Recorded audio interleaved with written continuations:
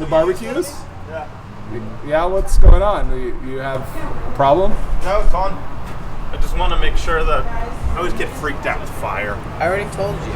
If there's fire, there's no danger. Yeah, fire is a good thing.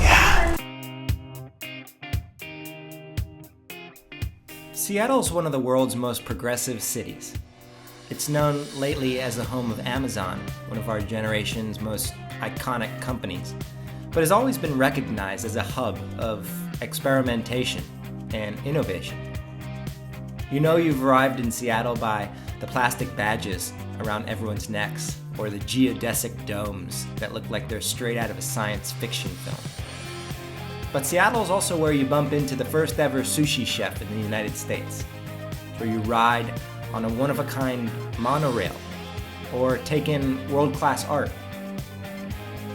My brother Simon and I only get to see each other when our schedules happen to fit, so it was cool to invite him out for a brother's weekend and explore Seattle together. I've always been the clumsy one. Yeah,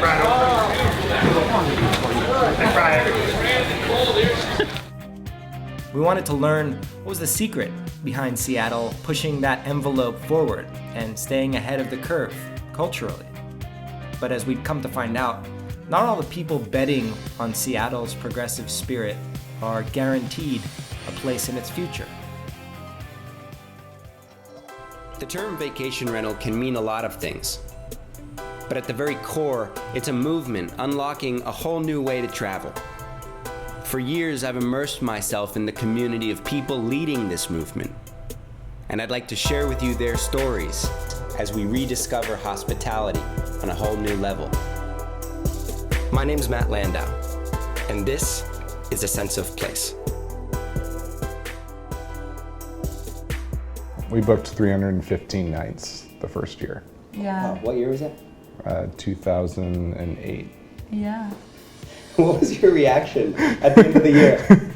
We were blown away. Darik Eaton was born and raised in Seattle, and along with his wife Sally, they're learning firsthand the risk of investing in any industry, perhaps ahead of its time. Darik and Sally are the owners of Seattle Oasis, a property management firm that's deconstructed the business of property management down to a science. With Darik's background in finance and Sally's in interior design, the duo that first met studying abroad in Spain have built one of the most recognizable vacation rental brands in the city. I want people to feel special when they walk in, but I also want them to feel like they can be cozy on the sofa, or in a reading chair, or on the patio out, overlooking Elliott Bay. Seattle's limited number of hotels are often totally booked, and they don't come cheap either. So vacation rentals offer a really good alternative. Simon and I checked into our 2-bedroom flat with a view in the quirky Belltown neighborhood, and it was a relief to arrive and find that everything we'd need was included, and at a super reasonable $150 per night. A lot of vacation rental managers are control freaks, and I say that in the best sense of the phrase. Darik is anal retentive when it comes to organization and systems and processes. Everything in this house will have a place, right? Suitable colander, greater measuring cup. Well, Tammy's gonna like it here.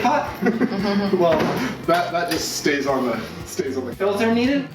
No filter needed. Yep. It all started when Darik lost his job during the financial crisis. Investor number one was my mother. She had vacation rentals in Palm Springs. They didn't cash flow, and here I bought a property towards the bottom of the recession, but we're seeing cash flow from day one. They decided to make a real run at it, acquiring more properties and developing the processes needed to scale.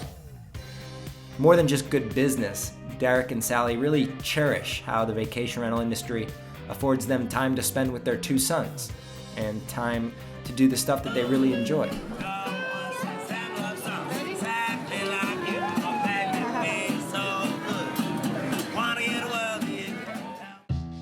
One of the things that makes Seattle so progressive is its balance between tourism and residence.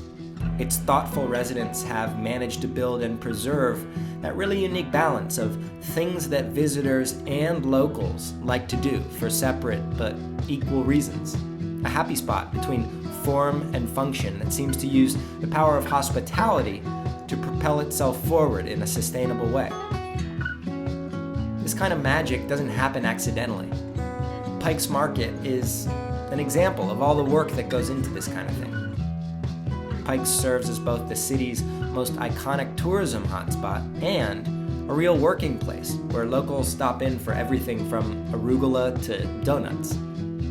Every single stall at Pike's and every single piece of fruit or vegetable is immaculately presented, like it's been staged carefully for a photo shoot or something. They've been around since the 70s, and they're one of the best producers of artisan style lettuces. Wow. And they're like meticulous. And they're how- also excellent with people. You know them? You know I'm of a them? produce geek. Yeah, I can tell. Pike's seems to reflect a little bit of everyone who lives in Seattle. And it was here Simon and I got to meet Sally's family, who was visiting from Virginia. Walking through the market as they turned on the lights for the holidays, we learned how Darik's grandparents were some of the earliest founding investors at Pike's. Back when Pike's Market was threatened to be shut down, his grandparents donated an engraved brick, which helped keep the market moving through hard times. To keep the tradition alive, Darik showed us his next generation of community support, newly purchased charms on behalf of his extended family that would go into the extension of Pike's Place all the way out to the waterfront. It was raining most of the day, but generally speaking, people don't visit Seattle for the weather. Unlike a beach or mountain region where sunshine or snowfall are central to the experience, most days in Seattle are overcast, with rain. And from a tourism standpoint, this has an interesting way of priming visitors to focus on other things. It's as if Seattle's forced to compensate for its dreary weather with real substance. Authentic, interesting, world-class things to do, no matter what the weather's like outside. When visiting Seattle, it's impossible not to be blown away by the Cholula Garden and glass, a larger-than-life terrarium of glass flowers from the world-renowned and Washington native Dale Cholula. Something that's not so commonly known is that Seattle's the world's second most famous glassblowing destination behind Venice, where Cholula first got his start back in the 60s. And knowing Simon's tendency for breaking things, I kept a close eye on him as we just marveled at the scope of this glass all around us. That was made all the more meaningful with an insider tip that Darik shared. Since he grew up in West Seattle, a short 10-minute taxi ride from downtown, Darik's partial to this neighborhood when recommending things for guests to do. We were introduced to Shannon and John Felix of Avalon, a family-owned glass shop. The industry started here in the 70s in the Northwest, maybe the late 60s. No one can really remember back then. And now it's become a hub. So there's a lot of materials, a lot of studios, a lot of places for people to learn. The weather is really good for blowing glass here. Yeah. Like to stay indoors and warm? Yeah. Yeah. After seeing how much time and energy and finesse goes into a single hand-sized glass ornament, Shannon helped us gain a new appreciation from the bottom up. Simon didn't break anything, which made for a successful visit, in my opinion. These are males that turn into females in order to reproduce, and then they turn back into males. I don't know if they turn back into males, but I do know that they turn into females to reproduce. Look at that. You can actually see where the eggs. Let's see. And you can eat the eggs? You can eat the eggs.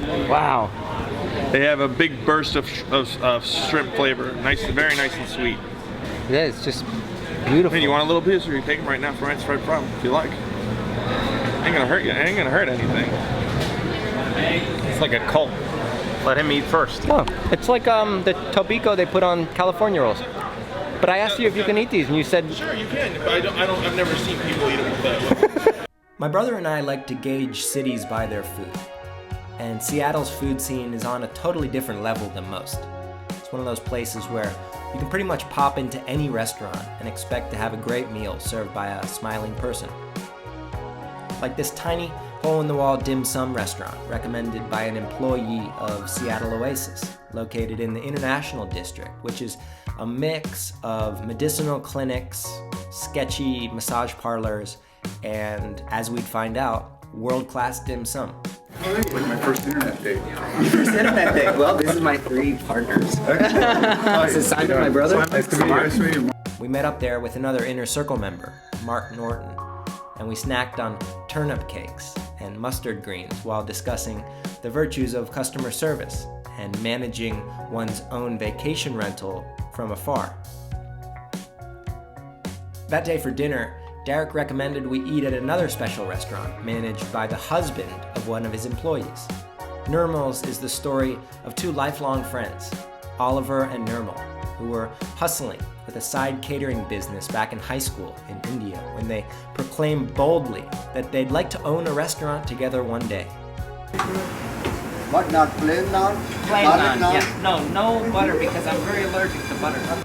Their paths did diverge, and several decades passed before they reconnected with the idea of making that childhood dream a reality. Over the course of almost 1 year of restoration, the duo converted the exposed walls of an old trolley station into something iconic. In fact, the restaurant was so popular from day one that Darik was unable to get a reservation for months. I eventually got to go back into the kitchen to see how the traditional naan is made. What are the chances I could make a naan? It's quite difficult. And a note to self, paying someone to make naan for you is always more enjoyable than sticking your arm into that fire pit. Ah, it's hot! You're right. You're right. I'm not gonna do it. Yeah, you cannot.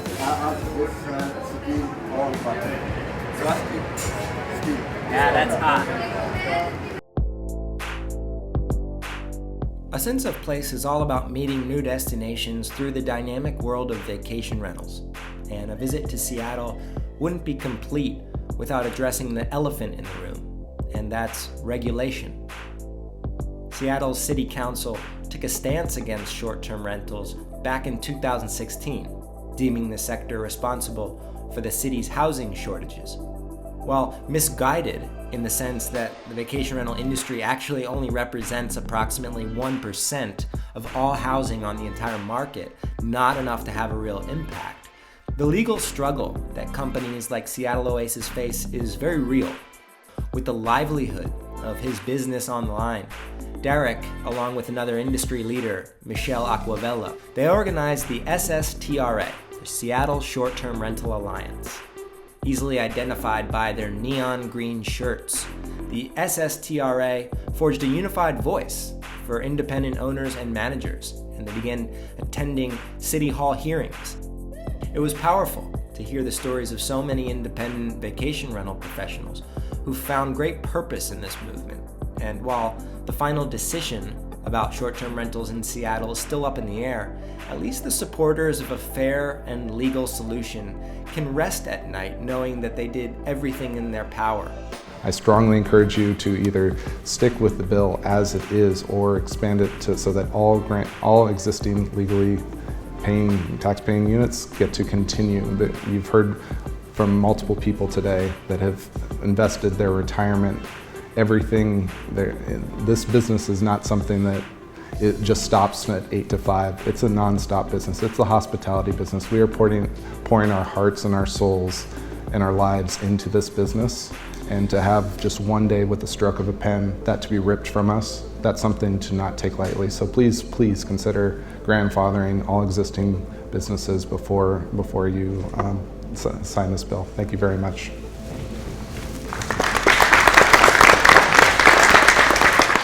I wanted to thank Darik and Sally's team for their awesome restaurant suggestions, and I stopped by their downtown office, which was just a block away from the rental.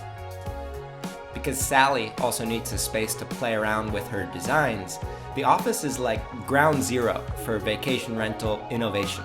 When you go in there, you can just feel a whole lot of market research taking place. When I go help someone who's living in their home and getting ready to sell on the open market, the very first thing I say is the way you live in your home is totally different than the way you stage your home. And it's the exact same thing with vacation rentals. You know, at your home, you might buy really expensive, unique pillows for your sofa that are like $200 a piece. That's not completely outrageous for a decor pillow, but that's one of the highest turnover items in our properties. The office was studded with fireplaces and whiteboards and coffee and wine stashes and a workstation that's as cutting edge as anything I've seen. Wanting to keep that personalized touch about their guest services, but simply unable to do so with the amount of growth, Darik and Sally invested in a secret weapon, a handwriting machine that syncs up with the computer. This kind of innovation doesn't come easy or cheap. In fact, it's the same limited edition machine that US presidents use. But it's evidence of just how far they're willing to go to keep things personal, yet professional. In fact, they take their amenities so seriously that everything Darik and Sally do needs to be tested on them and their family first. The first test is coming to our home. And we try it on ourselves. You buy one. Yeah. Whether it's a set of sheets or a sleeper sofa. Mm-hmm. Well, towels, for sure. Mean, without any bias on this, I mean, yeah, I ordered the first things that I bought from a bundle I had sent to my house, and we put it on our bed. That's a good way to start. The bundle he's talking about is our show's sponsor. And it's a really interesting company for property managers to consider because it takes so much of the guesswork out of buying the right amenities. Since they've been around for more than 150 years, Abundle and its research team also has street cred. And as vacation rentals evolve, it's been really fun to see how managers embrace these tried and true practices along with their innovation, taking advantage of everything at their disposal to improve and to grow. Our last night in Seattle, Simon and I wanted to host a little dinner at our vacation rental as a reminder as to what makes this vacation rental movement so connective in the first place. We wandered down to Pike's to pick up some remarkable fruits and vegetables and these gigantic ruby red steaks of tuna. Want anything else? Will you cherry vinegar for your fennel and Yeah, I'm gonna need help with that. Yeah, I can help you. Did you get capers? They're right there. I was thinking about that, and I don't know if I want to use capers. Okay. Yeah, people probably are. Capers are a divisive ingredient. They are. I love cooking in vacation rentals with my brother, not just because he offers to do the menial tasks that I hate, things like washing the lettuce, and peeling the beans. I'm cleaning lettuce because these are the types of menial kitchen activities that the younger brother has to do. And Clean it harder! Older brother is the Gordon Ramsay of our family. But also because we enjoy our time together cooking. It gives us a chance to experiment with local ingredients and not spend a gazillion dollars eating out every meal. Cheers to Matt and Lauren and Darik. Sally, Seattle Oasis. In Seattle, we learned that all great cities are constantly changing and improving. That having difficult conversations is key to preserving the things that make any city great.